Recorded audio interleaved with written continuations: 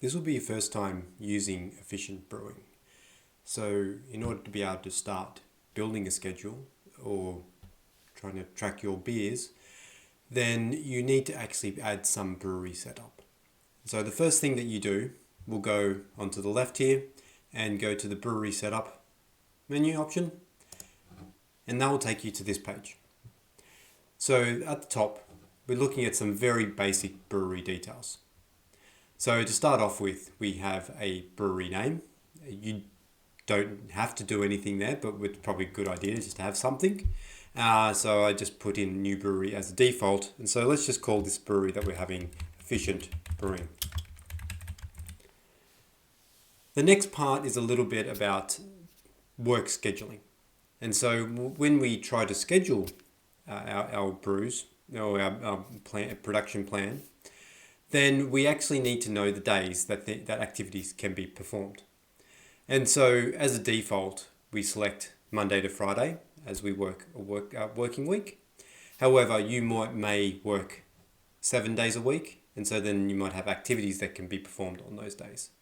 And so in our case, an activity will be making a beer and transferring the beer between vessels, say from a fermentation vessel to a conditioning vessel, or packaging the beer. And so they can happen on the days that are selected. So then we want to break this down a little bit more. And so we have brew days. And so the days that a beer can be made. And so these have been selected as all of the days that were selected as work days. You notice that Saturday and Sunday are grayed out. It's because they haven't been selected above. So if we were to select Saturday, you could now select Saturday as a brew day. But we're not going to do that. We'll just leave it as Saturday and Sunday being grayed out. And the other part is packaging days. And so these days are days there you might have a particular staff member that does packaging.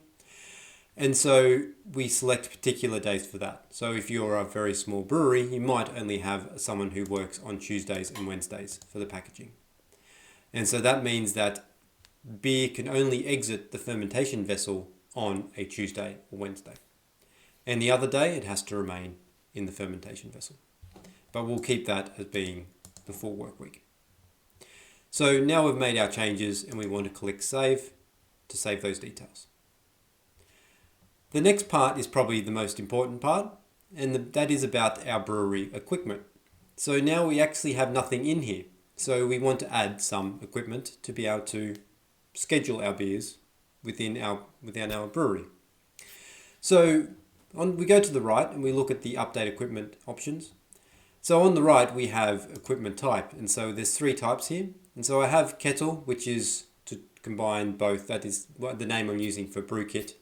And so while it is just a single unit of the brew kit, it's to represent both the mash tun and the kettle. We have a conditioning vessel and then fermentation vessels. So you definitely need to have a kettle in your brewery, and then you also need to have at least one fermentation vessel in order to be able to schedule anything in the Efficient Brewing system. But also that would make sense because you can't have a brewery without having a brew kit and a fermentation vessel. So that is something that we need in a brewery. It's something that you need here. So let's just start off. We'll add a kettle, and so we're going to call this just BK1.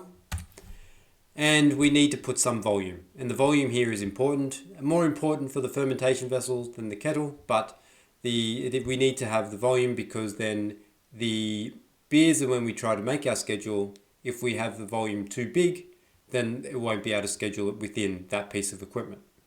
And so we're just going to set here just some fictitious numbers. You will be able to set numbers more exactly depending on your brewery. And so I'm going to make the brew kit have a volume of 60 hectoliters. It's just a fictitious number for this example. Then I click update. So now you can see on the left, we now have some equipment, or one piece of equipment, which is our kettle or brew kit.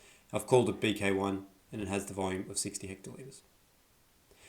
Okay, so now we want to add something else. So we want to add a fermentation vessel. So this one, again, I'll call FV1 and we'll give it a volume.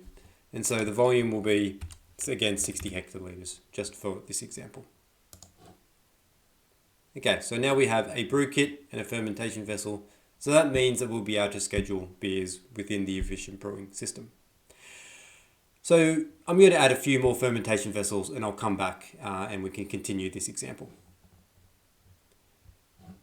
Okay, now you can see on the left that we have now one brew kit and 4 fermentation vessels. All the sizes are the same, and that's just for this example. Now we may also want to have a conditioning vessel. So let's just add one conditioning vessel, mainly to make the scheduling a little bit more interesting. So we'll just call this conditioning vessel 1 and then 60. So our full brewery setup now is shown on the left. And so we have our brew kits, fermentation vessels and conditioning vessel. And now in order to finish this all off and save our brewery equipment, we need to hit Save Changes. If we don't hit the Save Changes button, if we go somewhere else, it will warn us that we haven't saved it. So we will get an option to make sure that we do save it. But in order to make sure that we save all the changes that we have made, we want to click this Save Changes button. So now the brewery setup is all complete. So we now have the Efficient Brewing system now knows about your brewery setup.